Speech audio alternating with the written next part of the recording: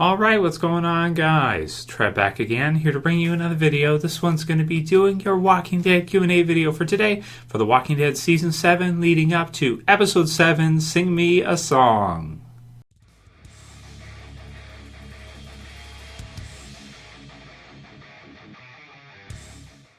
And of course, spoiler warning if you guys aren't caught up for the Walking Dead television series. So I'm pretty excited for this weekend's episode, even though I know a lot of people have been disappointed with Walking Dead lately and the ratings have been down a bit, as we've touched on in many videos. But I'm still really excited. I mean, only got a couple days, and we should get to see some really awesome comic book moments this Sunday with Sing Me a Song. So I'm pretty excited to see that. I'm excited to see Carl. I'm excited to see Negan, because really, I mean, Negan, he's a huge addition to the show, and there's just so much awesome stuff coming from him in the future that I think everything will turn around pretty soon. I think after this episode, Episode 7, and then the mid-season finale, I think it'll leave us in a pretty good spot for the second half of Season 7, even though it's been kind of a slow first half for a lot of people. So, too much story hopping. This one came from Slater Day, and he says, "Hey Trev, love your channel. Check it out every day." So thanks for watching, Slater. Appreciate everybody who checks out the video on a daily.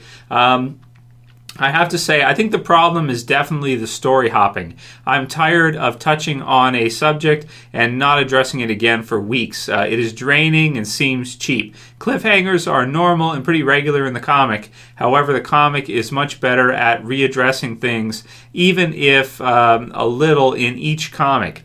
The show, however, seems to leave a topic and wait until we don't care about it anymore to force us back onto it. Their spacing for storytelling is way too broad. They need to tighten up the plot. Thanks, Trev. So that's from Slater Day, and I do think that maybe for a lot of viewers he's right. I think for a lot of viewers, you know, for me obviously, and a lot of you guys too, we're going to watch The Walking Dead anyway, so we're not really the ones that AMC needs to kind of, you know, try to please. Really, it's kind of the more casual fans who will watch, but then if they get kind of bored, 2 or 3 million of them leave, this kind of thing, and if that continues, it could get worse. But us, we're probably going to be here for every episode no matter what, just to see what happens with the series, because it's one of our favorite series of all time.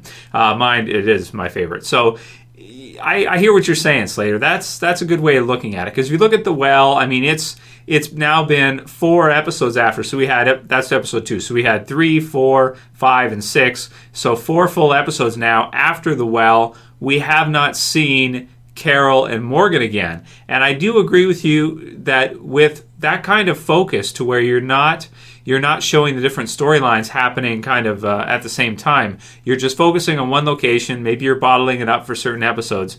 It does get to the point where we don't really care when we come back to it. It leaves us at a spot where it's like, okay, yeah, that was fine, whatever. But then it's so long before we readdress it. Tara and Heath was the same way. A lot of people were interested to see what happened with Tara and Heath back in, you know, season 6 at around episode 13, 14. So they leave at the end of episode 12. Then you've got 13, 14, 15, 16, 17, 8, or 1, 2, 3, 4, 5. So, you know, you're looking at such a difference. And in terms of the viewer time, that's an entire summer. That's a few episodes before the finale. That's a few, 5 episodes after we're back. By the time they finally bring Tara and Heath back, it's like only the hardcore viewers are really going to care. Your casual fans are going to be like, what the hell is this? Is this even the same show? Okay, there's zombies. It's got to be the same show. But you know, what's going on, right? Casual viewers are not like us. They're not in that way. So The Well, and then of course The Cell with Daryl and Dwight and Negan in that. Service was kind of a standout, I want to say, for comic book fans, because the Negan stuff. Go-Getters was a good episode, but again, it's pretty bottled up. You don't get to see much more than Carl and Enid, and then the Hilltop as well. It's good setup though, and then Swear, weird placement. I don't know how you could have put that in a better spot, but I don't know. It's just maybe a choice. Maybe for that they want to cut that type of episode in half and show half of Tara and Heath, and then have the other half be like shrink that down quite a bit, and have the other half be something with Rick and the others. Some of your more A-list type characters for casual viewers. And then we've got Sing Me a Song and Heart Still Beating. So it's going to get better, I think, for the mid-season finale, of course. I mean, I'm sure it is. And this episode should be really great this weekend. But yeah, I hear what you're saying, and you're probably right to a degree. or they just need to add more things and have more things happening. The zombies in the sand were pretty cool, though. That was well done, I think. So there were some things about it that were really great in the Tara Heath episode. We've got Froststick Nova, who says, "Hey Trev, did you see the little kid that grabbed Heath and took him through the hanging tarps? If you watch it frame by frame, you will see them. What are your thoughts? Love the videos." So I did go back and I kind of watched this again, and I've heard this a few times now that there's some kid there or something like that with hair or something. I'll show some pictures. But it looks like to me actually that it's probably a zombie that's kind of leaning down towards Heath and kind of pushing him back. And also it makes sense because in the episode Heath kind of goes up afterwards and sees Tara and she kind of goes over and there's no one with him. So I am to assume that that's actually a zombie. I'm to assume that that's not a person that finds Heath or a kid that finds Heath and helps him out or something, because they don't appear to be there later on, and the hair matches one of the walkers from the sand.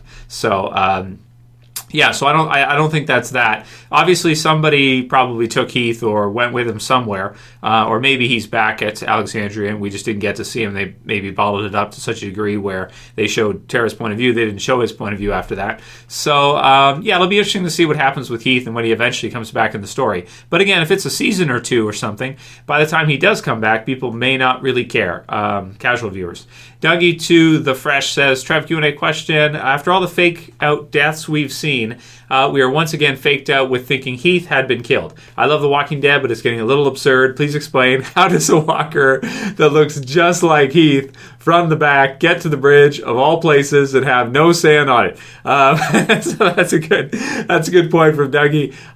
Yeah, you're right. It probably doesn't make sense. But there was some different things in there. There were some cars. There was an RV. There was some other stuff that was there. So it's possible that a zombie could have hair similar to Heath and end up, a female one that end up in there. But yeah, when they went there first, it wasn't there. So it's pretty...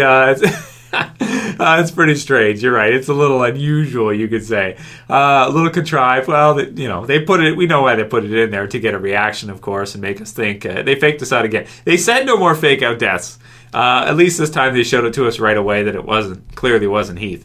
Next one's from Rice Duke. He says, "Hey Trev, Q&A, do you think if there were only 10 episodes a season, the pacing would be much faster and there would be less filler?" So yes, absolutely. And if you look at season 1, season 2 has some... season 1 though, right? If you look at season 1, there's not much there that isn't pretty fast-paced. There isn't much there that isn't done really well. Most of the first season is done really, really well. And you're right, if they shrunk down the episodes, they could probably focus on them more, deliver us, really great quality during those 10 episodes, and really crunch that story in and cut out stuff that just doesn't turn out well or doesn't need to be in the story in order for us to get to the same point. Cut over a lot of stuff. So, yeah, they could do that. I mean, personally, I'm not really a huge fan of them cutting it down to 10 episodes. I like to get the 16. I like the extra they're doing for Fear. I look forward to The Walking Dead every week that it's on, even this weekend, even though there's been a lot of kind of downers around Walking Dead right now, with a lot of people disappointed about it. But, I love to see a lot of Walking Dead, and even I'll take an episode like Tara and Heath over nothing. I'll take that over nothing if it comes down to it. If it's either, hey, you can get this, or you can get nothing, and then you can just pick up the next episode, I'll take it.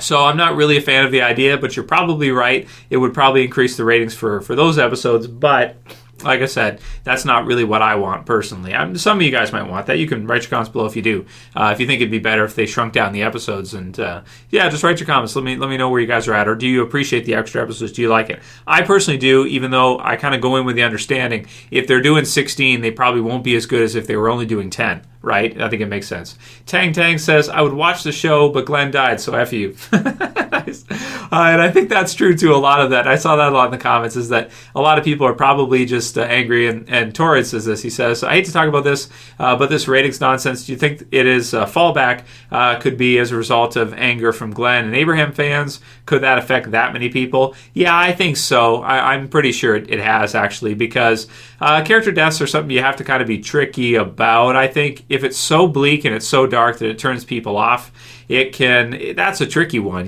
When do you kill someone off? And if you do, does it increase the popularity of the show, like Merle's death or something, or does it make it worse? it's pretty tricky. Maybe it's because it's so dark. You've got the other stuff with Rick that they added in, and maybe it didn't really help, and it didn't put us in a situation. Maybe a lot of people don't want to be in a subjugated point of view type of situation like we are with Rick and with the others, that they shut it out and they decide it's not fun anymore, it's not entertaining, and I'm not going to watch. So long term for the story, it's good to kind of get a feeling for what it's like under Negan, so you get the excitement from All Out War when they fight back about how how high the stakes are, right, to understand what it's like to be under him and why they have to fight back against him. We kind of have to go through that, I think, for that to feel natural as a viewer. So putting us in their point of view is probably good long term. Short term, a lot of viewers may be turned off by that. Pop Culture Stuff says, hey Trev, who do you think Tara was more upset about? Denise with the deaths. Denise, Glenn, or Abraham? Glenn had saved her, but Denise was her new girlfriend, and she has known Abraham for a long time as well. Thanks. She would probably be upset about all of them, of course. I think Denise might be the most one. She did say that I got to get back to my girlfriend. And, I think that's normal for a lot of people. The person that you are, romantically involved with, you're in love with, this kind of thing, they're probably going to be your number one. But I think Glenn would also be a very sad death for her as well, because Glenn helped her when she was down and she didn't have purpose. He helped kind of pick her back up, give her another reason to go on, strive on, and to survive and to fight for it and help him. And even Abraham as well, too. He was part of that as well, too. He was a character in there. She spent a lot of time with them on the road and everything into Season 5 and, of course, Season 6, and now we're into Season 7. So I think she'll just be really sad all around. But I think Denise, then Glenn, and then Abraham, if you have to rank them. But overall, she'll probably just be sad about it all. Mike D says, hey, Trev, besides The Walking Dead, what are your top 5 current TV shows still on the air? Wow, that's tricky, man. So my top 5 that I'm watching right now is still in the air. I'd probably go with, Fear. I got to count Fear in there. Of course, I got to count Game of Thrones. This isn't in order of priority, but Fear, Game of Thrones, those are probably next for me after Walking Dead. And then probably go like Gotham. I love Gotham. C Nation is fun. I don't look at it seriously. I don't take it seriously. It's just kind of some silly fun. And then Dragon Ball Super is something I follow behind with, but I always love Dragon Ball. I have Dragon Ball figures and stuff. Dragon Ball is one of my favorite series. I used to do review videos for it and different videos for it. I've fallen off of that just because of time considerations, but it's definitely in there. And there's others I watch too, like Better Call Saul is great. So there's more than 5, but those are the ones that come to mind right away. Berserk is great. Even the new show is okay, but I like Berserk a lot. So those are some other shows I check out. Last one will be from Jon Snow Rules. He says, hey Trev, a question for the Q&A. How much Negan do you want to see in the second half of Season 7? He appeared in episodes 1, 3, 4, and is confirmed for 7 and 8. I think he will appear in 5 for the second half at least. Definitely mid-season premiere. Anything after that is prediction-based. I don't know if he will even appear in 9, but guessing based on, I'm 99% sure the episode has got to have him in it, right? Thoughts? So yeah, I think it is great to see a lot of Negan, and I am a little perplexed by kind of the TV series version of Negan and how people feel about him. The comic book series version of Negan is really funny. It gets better over time, I think, right now. A lot of people still hate Negan, of course, after the premiere and everything.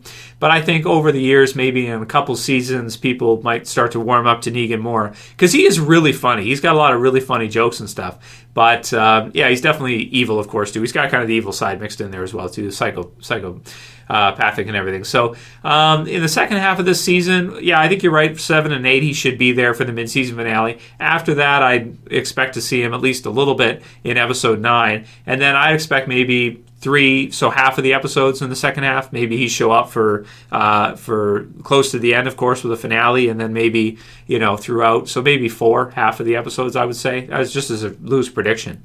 So, but you guys can write your comments below. Let me know how you guys are feeling about everything. I hope the videos, I'm trying to continue to produce the videos for you guys. I don't want to sound like I'm bitching every day. I don't want to sound like I'm just releasing these videos just bitching about everything Walking Dead, because I try to stay positive and everything like that. But this is a Q&A, so part of this is you guys too. I'm using your feedback, and we're going through and we're talking about it together. So yeah, let me know what you guys think about the story hopping. Is there too much? Is the story too convoluted? Is it not concentrated enough? Is there too much stuff going on? Is there too much stuff being left out and then not coming back to it for too long? Let me know what you guys think. We'll discuss. And of course, I think we should still be excited for episode 7 because I think it'll be really good. If you guys like this video, as usual, please thumb it up below, guys. Of course, always share, favorite, and if you're new and you want to subscribe, bottom left, always appreciate it. Thanks for your support, guys. Thanks for sticking with me. And, if you're a little bit tired out from Walking Dead right now, I'd say just chill with it. I think it's going to get a lot better, this episode 7 and episode 8. That's it for this video, guys. See you again soon. It's Trev. I'm saying peace. Later, guys. See ya. You better subscribe.